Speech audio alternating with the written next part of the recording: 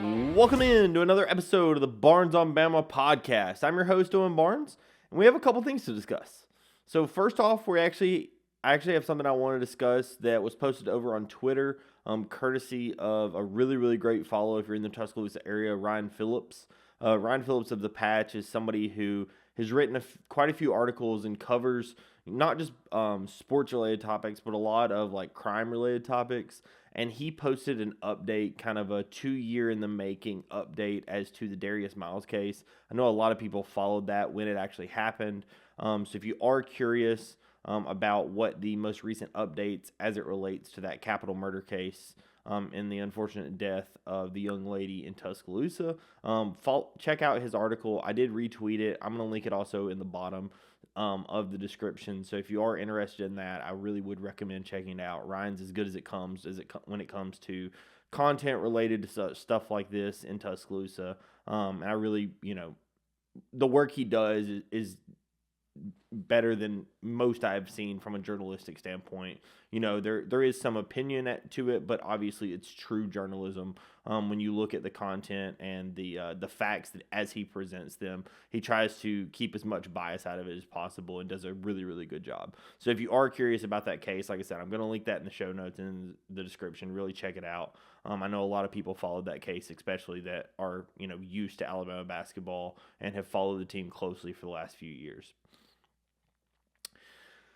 The other things we're going to talk about is obviously we had a game that happened on Tuesday, so we're going to talk about that game, and then we will break down the Kentucky game. It's going to be happening in Rupp Arena on Saturday, and then we'll get out of here. So let's talk about the Ole Miss game. You might see the shirt that I'm wearing. This shirt was the shirt that was given out on the concourse and over by the student section before this game. Like the first 1,000 fans got it. It was blue collar night. And, so you would hope that the team and the players would have prioritized being blue collar. And as Nate Oates put it in his press conference, he just felt like that just wasn't the case. He took some onus when it came to this, whether he was like, I don't know if I didn't prepare the team enough. I don't know, what it was. Obviously, they played a very physical game when it came Saturday with Texas A&M. And so there was a little bit of an understanding that with A&M, you don't need to stress out the team. You don't need to go too hard in practice. But it also is the understanding that when it comes to, they have to be ready and prepared for the game, right? So Nate talked about, how they tried to go light in practice. They didn't go super long. They were trying to get their legs back under them. And this is something that they do when you have a shorter week, right? We had a Tuesday game instead of a Wednesday game, so you have a slightly shorter week to prepare.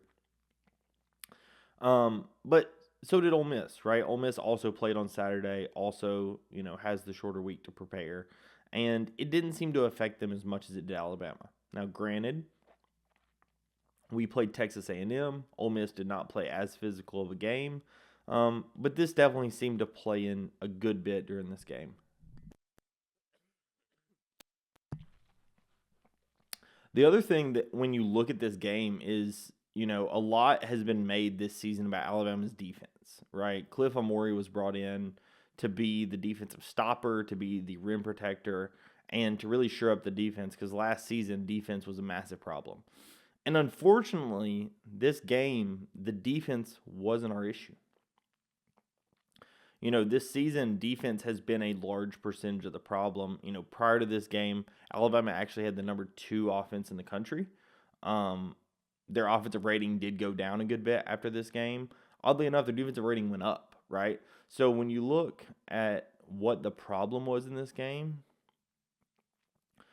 typically, people that want to make fun of a Nate Oates coach team, they say often that the defense is the issue. Now, those people are typically misinformed because the two best Nate Oates teams that both, the one that won the double SEC in 2021 and in 2023, they both had top 5 defenses in the country, right? So Nate Oates is known for his offensive style, but his defensive style is actually something that he prides himself on a little bit more than the offense even. But admittedly, the offense was the issue in this game. Sorry about that. Yeah, the offense was the issue in this game. And it really felt like the only guy who could get going and had some success from an offensive standpoint was Aiden Holloway. Aiden played a pretty good game, but you had poor offensive showings out of LeBaron and Grant, both of which typically are pretty good. I know Grant missed quite a few free throws. LeBaron just was completely cold the entire night. Goes 0 of 8 from the field. And it was really just a situation where you were without Darion Reed, who was out in this game, and obviously Houston Millette. We've talked about how he potentially is going to be getting a medical, and then Latrell Wrightsville obviously out for the Achilles.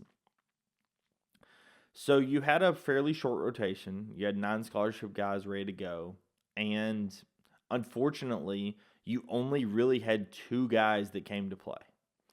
Jaron Stevenson had a great game. Wasn't the most efficient from an offensive standpoint. Goes 1 of 3 from 3, 2 of 3 from 2. But had some really good cuts. Was awesome on the defensive end. Had 7 rebounds. Had a couple of blocks. And really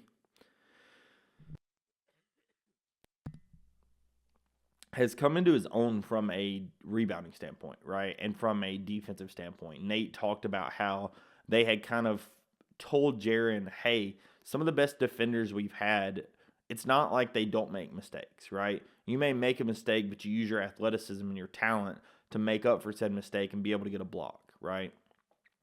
He used Keon Ellis and Herb Jones as a couple of examples for Jaron, and it really feels like Jaron has unlocked that potential from a defensive standpoint. You've seen multiple blocks out of Jaron in the last few games. You've seen him really playing with a little bit more fire from a defensive standpoint. But then also, he's been attacking the rim a little more. You saw a couple of cuts in this one. Oddly enough, the 2 that he missed was actually a missed dunk where he just held onto the rim too long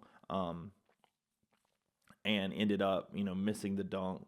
But it really was a standpoint where Jaron has looked a lot better, cutting without the ball, not being just a feet in the sand 3-point shooter, because that's not who he is, right? He's not a feet in the sand 3-point shooter. He's obviously had some 3-point struggles this season, but even when he is shooting the 3 well, that's not who he is. He's not going to be a just set shooter the whole time. And so as he's using his athleticism, Jaron has been able to really contribute to the team much more than others. Aiden, was the one guy that really was successful from an offensive standpoint in this game. 4 of 4, 1 of 2 from 3, 4 of 4 from the line. Did also have 6 rebounds, 3 assists, right? Aiden was kind of the do-it-all. He was pretty good from a defensive standpoint. Staying in front of his man, I'm not calling him perfect, but for Aiden Holloway, it was a good defensive game. And really the problem in this game was turnovers, right? Turnovers was the issue in this game. Sorry, I still have the cold and cough that I'm trying to get over. But turnovers was really the issue in this game. Turnovers was not just lousy with the basketball. You have to really give Ole Miss some credit here. Chris Beard did a really, really good job scouting the team. They were jumping in passing lanes. Anytime anything was slightly slow, it was getting picked off, and Ole Miss was taking advantage, right? But Ole Miss was just the more physical team this entire game. They had 9 offensive rebounds. They had less defensive, but that's because they had less shots, right? So since we took less shots, we got more defensive rebounds. Makes sense. They ended up with 14 steals. That leads to a lot of points in transition, a lot of points off turnovers. It just leads to Ole Miss, winning this game, right? If Alabama would have been able to put together some semblance of an offense and stop turning over the ball, Alabama would have been successful in this game, right? But this is a perfect example of, and we talked about it in the post-game space, Alabama didn't deserve to win this game, right? This is actually a game where if you win it, you're a little concerned for what message it's going to send the team, because it could send the message of you had a ton of turnovers, you played terribly, but you won the game, right? The other game this season that we've had this many turnovers, which this did set the record for the season, but the only other game that broke 20 turnovers was Rutgers. You actually won that game, right? So this is a situation where the team maybe didn't learn their lesson of like, hey, a ton of turnovers ends up in a loss. Granted, we did lose the next game against Oregon, but it is a situation where this teaches the team, like, A, you have to be locked in, right? I don't care what you think, and you have to be locked in from both sides of the basketball, right? You were locked in on defense, at least for the most part, but you weren't locked in on offense, and it cost you this game, right? 64 points is the least amount of points a NATO's team has scored since San Diego State when we got knocked out of the Sweet 16 2 years ago. 64 points is just not a score that you expect the number one scoring team in the country to score. And if Alabama could have put together a semblance of offense, Alabama wins this game. The free throw shooting was not great. Grant missed some kind of in the clutch, but it wasn't actually the problem. Alabama shot 73% from the free throw line. Granted, Ole Miss hit some big free throws down the stretch with Jamin Brakefield. He goes 6 of 6 from the line toward the end of the game, and it iced the game. So obviously Ole Miss hitting those free throws did help ice the game, but Alabama missing the free throws they missed was not the difference in the game. Would have been better to hit them, obviously, but was not the difference. It was really just from an offensive standpoint, in my opinion, and I talked about this again after the game, I think due to Ole Miss's lack of interior size and Malik Dia being the main interior presence in this game, I really felt like Alabama's goal was to drive to the basket, but Ole Miss's quickness and defense stayed in front of us, and we just didn't get the interior passing or get the interior drives that we wanted. And when our guys would drive interior, if they left their feet, they would end up trying to pass out, and it led to a turnover 9 times out of 10. There were a couple of open threes that they got to Chris Youngblood. He did hit 2 of them, but ended up going 2 of 7, or actually 2 of 8, sorry. So that was a problem. He was really, if he's going to be, the three-point shooter we expect him to be, we're going to need him to hit a few more of those. That is one thing that I think in this game that Alabama did not attack enough was the three-point shot. It really felt like Alabama was trying to attack the paint and pass out. And Ole Miss's quick hands, quick movements, knowledge of our cuts, knowledge of where the passing lanes were, just caused way too many steals and way too many turnovers. Right? So I do think that this was a good scout by Chris Beard, a good job by Ole Miss. But as much as it was a good job by Ole Miss, I think it was a poor job by the coaching staff and by the team. They just were not prepared. We're not ready for this. Nate Oates mentioned that he was upset. Ole Miss ends up beating us by 17 blue-collar points on blue-collar night, which was a problem. Obviously, Nate was worried about, hey, like, in a lot of cases, our poor shooting was kind of covered up by our good offensive rebounding, because that good offensive rebounding can get you the extra possessions, and the offensive rebounds are often where some of the best three-point shots come. Alabama only has 4, but actually they only had 3 because one of those got credited to Jaron on his missed dunk attempt, because it says he got his own offensive rebound that he then turned over. So really Alabama gets 3 offensive rebounds in this game, and that's something that's a problem, right? When your offense is struggling at the rate that it was in this game, getting an extra possession would have been super helpful, obviously from the open 3 standpoint, with the best, threes being off the offensive rebound, but also just a standpoint of getting some level of life into the team. And it just didn't happen, right? So Alabama drops this game. Alabama drops to 3-1. You don't want to lose a game at home. It's going to hurt you in the race for the SEC. But it happened. So now you just got to move on to the next. You have to pick up another win on the road that maybe you were not planning on, or that you was kind of a toss-up. But that's what you got to do, right? And the best available chance to get that win on the road that we're talking about comes in the next game against Kentucky. So let's talk about that one.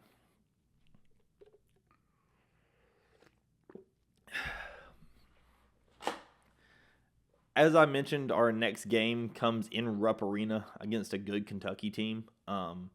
This game comes in a place where Alabama has not been super successful here recently. Obviously, it's Rupp Arena, so it's not a place where a ton of teams are successful. But this is a place where Alabama at times has struggled and is a very raucous environment, is a very good crowd, and is a place that, especially under the energized Mark Pope offense, is a place that I expect to be, kind of lit out of a fire, out of a cannon on fire for this game. This is going to be a top 10 matchup. This is going to be a super offensive game, and this is going to be a situation where kind of two very modern offenses go at each other and see who comes out on top. Given what we just talked about with the Ole Miss game, I do think that Alabama's offense is going to be in a much better position for this game. As of the time of this recording, Wednesday night, I do not know if Darion Reed's going to play. My anticipation is that he was held out of the Ole Miss game to be able to play in the Kentucky game. I do not know that for certain, but that is my anticipation and kind of what I've heard, what I know, is that it was kind of close whether he could play in the Ole Miss game, but it was a situation where if you didn't play him, you got him the extra rest because of the quick turnaround. He would be prepared to play on Saturday because that would give him a full week of rest. My anticipation is he will play, so that is my expectation. Now, will he be at 100%? I don't know. Obviously, when somebody sits out the game before, you can't expect 100%. But I do think he will be in the position to play if he does play, right? We're not going to play somebody that's going to be a detriment to the team. Nate would just sit him for another game if need be. But at the end of the day, what do I think about Kentucky? They're a good team, but they are a little bit of an anomaly. Kentucky has some of the best wins in the entire country and some of the weirder losses in the SEC. They beat Duke on a neutral floor. To this day, probably the best win anyone has in the entire country.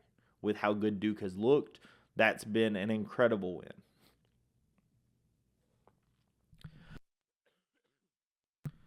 They also lost by 20 in Atlanta against Ohio State. That's one of the more intriguing losses of the year, right? So the question becomes, what Kentucky team are you going to get? Are you going to get the team that beat Duke and put up 106 on Florida? Or are you going to get the team that put up 65 against Ohio State and 69 against Georgia? And that really becomes the question, right? Because Kentucky, the way their defense has been this season, it reminds you a lot of Alabama from last season. That their offense is very good and can be very efficient, but their defense is just not good. And so if they're going to outscore you, they truly have to outscore you, right? The Florida game was 106 to 100. So they had to have 106 to even win the game. This is a situation where, again, Kentucky reminds me a lot of Alabama in some of the seasons where our defense was poor. They don't do a good job turning you over on defense, right? So it's a very stark comparison to the Ole Miss team, which we had talked about, led the SEC in steals, and, that was their bread and butter. I was hoping that Alabama was going to do a good job taking care of the basketball, and our guys would be prepared for it. As I've talked about, the A&M, Ole Miss back-to-back, and the lack of focus deemed to be too much. But that is not who Kentucky is. Kentucky is much more like Alabama in the sense that they're going to play you straight up. They're not going to do a whole lot of gambling when it comes to defense, so they don't get a ton of non-steal turnovers. They don't get a ton of turnovers. They do a fairly good job not letting you assist on field goals. They're top 30 in the country in that. They do a pretty good job, at guarding the 3-point line. They don't exactly run you off the 3-point line, but they do a decent job guarding it. Top 10 in the country in that stat. But really, they are just trying to be a sound defensive team, right? That's what their goal is. Now, they currently sit at 76th per KenPom from a defensive standpoint. So, again, this is not going to be one of the most elite defensive teams Alabama will face this season. But they currently are second in the country in offensive, right? They took over Alabama's spot after our slacking that happened against Ole Miss. And this is an offensive team, again, that's put up 106. They put up 105 against Georgia State, 108 against Jackson State. Looks like they have broken 100 5 times this season. They also broke 97, 93, 95. And the 95 was against Mississippi State in conference. So this is a team that can score a lot of points. And Alabama's offense will have to contend with a lot of shooters and some guys that you just can't leave open. A couple of the big names that jump off the page as like just an absolutely can't leave open. Lamont Butler shooting just under 40% from three. And the big one is Colby Brea shooting 46.7% on 105 attempts, right? Jackson Robinson, another guy that has taken 118 attempts, just 34%, but has taken an absolute ton of three-point attempts. So those guys are just guys you're going to have to stay locked on because they're going to put them up. They're going to try to push the pace. Again, this is a team that runs a very modern offense, very similar to Nate Oates in that style. They are a very fast-paced team. I expect the possessions in this game to just be blazing. 75-plus possessions easily. Both teams are going to try to push the pace and push the tempo. And I think that is something that, you should expect out of this game, that both teams are going to try to get out and run with the ball. I do think that this game is going to come down to how well Alabama shoots the ball and how well Kentucky shoots the ball. That seems obvious when you talk about an offensive game as to like how teams shoot the ball. But I think that this is a game in which I expect Alabama to be, I don't want to say more prepared because I don't want to belittle what I think Nate Oates does on a day in, day out basis. But I expect the team to kind of have an extra chip on their shoulder after the embarrassing performance against Ole Miss. And I expect that this is going to be a situation where the team is going to have something to prove. You don't want to drop a game, but I will say the way in which we dropped the Ole Miss game is the way in which it's a wake-up call for your team. And I think that the team is good enough to obviously answer the wake-up call. They have some great wins as well. Alabama's beaten, Illinois and Houston and Creighton and all these teams that are very good. And so I do think that Alabama has a very good chance to be successful in this game. But it's going to come down to, can they make timely shots? Can they offensive rebound? That's a place where Kentucky has not been great, is rebounding the basketball. The games in which they've been unsuccessful, they actually, Ohio State just got a ton of defensive rebounds. And in the Georgia game, Georgia bullied them. And offensive rebounded and defensive rebounded them, right?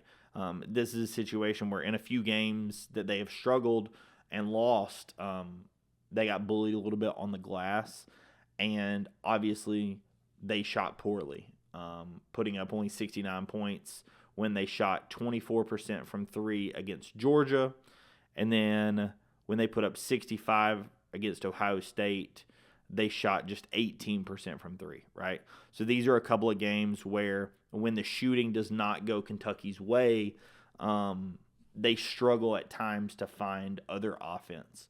And I do think that that's something that Alabama is going to have to contend with, right? I think Alabama is going to have the interior presence to be able to slow down Kentucky.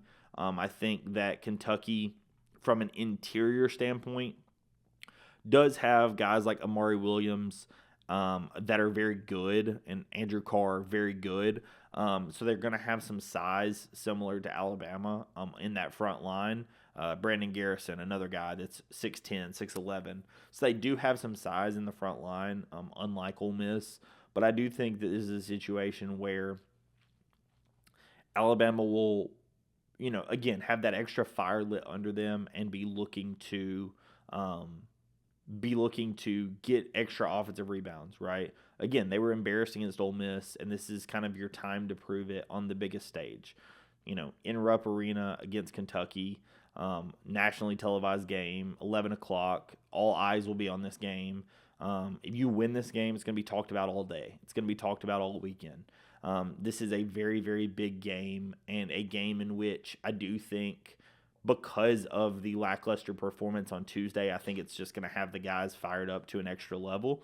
Now, that's not to say Kentucky's not going to be fired up. I fully expect them to be fired up. Again, this is a top 10 matchup in Rupp Arena. I expect that Mark Pope is going to have his team ready for this game.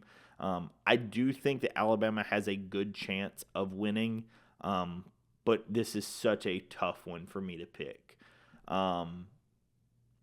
I think I'm going to give Alabama the slight edge in this game, if nothing else for the fact that we lost the last game. If Alabama had beaten Ole Miss, I actually probably would have gone Kentucky in this one.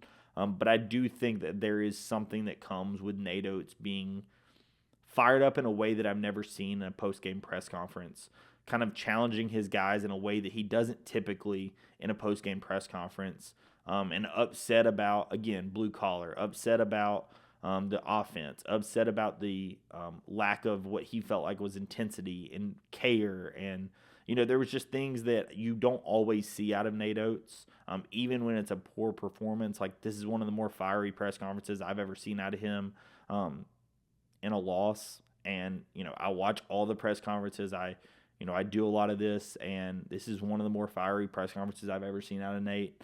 And so I do think that there's something that goes with that, and that will go with that going into this game. I do also think that because Kentucky, again, I talked about it just a second ago, but because Kentucky's defense does not try to turn you over, mixed with Alabama having the poor turnover issues last game, I think that the guys are going to be a little bit more, I don't want to say careful with the basketball, but a little bit more mindful of the basketball, which is going to keep Kentucky from getting out in transition quite as much. I do also think that Alabama is going to be fighting for the offensive glass a little more than we were against Ole Miss. You wish you would have saw it against Ole Miss, but I think that, again, the being challenged is going to help them. So I do think that Alabama can win this game. And like I said, because of the loss, I actually am going to pick Alabama in this one. If Ole Miss had won, my expectation was that I was actually going to pick Kentucky in this game. But again, because of the loss, I am going to pick Alabama in this game. I think it's going to be very close, though. I think this is going to be a 2 to 4 point game. I expect it to go down to the wire. I expect that if this does go Kentucky's way, the crowd has a decent bit to do with it, and is able to kind of will the team to victory at the very end. But I'm going to say Alabama 92, Kentucky 88. Yeah, I'm going to say 92-88. I'm going to say that Alabama does just pull out this win. Like I said, I do think it's going to be a very close game. I think that this is going to be a game of two teams playing a very similar style. And this is going to be a game of two teams that, have a lot to prove, right? They're both 3-1 in the SEC. They're both trying to compete to stay near the top, one game back of Auburn and Ole Miss. And they're both trying to compete for a league title and stay in the top 10 in the country. Because if Alabama wins, they have a very good chance of staying top 10 in the country. With a loss, they most assuredly drop out, dropping 2 games this week. With a Kentucky loss, they were already sitting closer to the back half of the top 10. So I think that it also would probably drop them potentially out of the top 10. So both teams trying to compete for a top 2 or 3 seed in the in the NCAA tournament. Both teams trying to compete for a top seed in the SEC tournament, compete for a league title. This is a big game. So I do think that both teams are going to be fired up. But like I said, I do think that the loss, and not just the loss, but the way that Alabama lost, is going to specifically have the team fired up. And I think that it will be the difference in this game. And so, like I said, I do think that Alabama wins. I'm going to give it 92-88. And that's what I have to say. So if you did like the content and you're interested in more, please subscribe to the channel. I do appreciate it. Thank you so much, everyone, for watching. The next episode will be out on Monday, breaking down this game. I'll record it on Sunday. Maybe put it out Sunday night if I'm able to record it early enough. But the episode will be out then. So if you are interested, subscribe to the channel for that. And I will see you in the next episode. Peace.